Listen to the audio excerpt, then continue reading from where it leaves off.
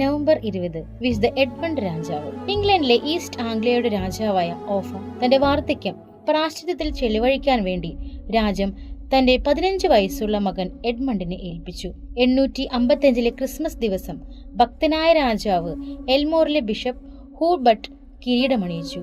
യുവരാജാവ് തന്റെ എളിമയും സുഹൃത ജീവിതവും വഴി രാജകുമാരന്മാർക്കെല്ലാം ഒരു മാതൃകയായിരുന്നു. മുഖസ്തുതി അദ്ദേഹം ഇഷ്ടപ്പെട്ടിരുന്നില്ല. പ്രജകൾക്ക്, വിശിഷ്യ ദരിദ്രർക്ക് അദ്ദേഹം പിതാവായിരുന്നു. വിധവകളുടെയും അനാഥരുടെയും അവശരുടെയും സംരക്ഷകനായിരുന്നു. ആ ഇടയ്ക്കാണ് വന്യജാതികളായ ഡെയിൻകാർ രാജ്യം ആക്രമിച്ചത്.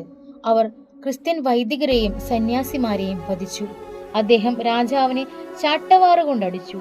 ശരീരം ഒരു മരത്തിൽ ചേർത്ത് കെട്ടി പിച്ചിക്കീറി. അസ്ത്രങ്ങൾ തറച്ചു. ഇവയെല്ലാം ക്ഷമയോടും ശാന്തതയോടും കൂടെ ഈശോയുടെ നാമം വിളിച്ചു സഹിച്ചു. അവസാനം ശിരസ് ഛേദിക്കപ്പെട്ടു.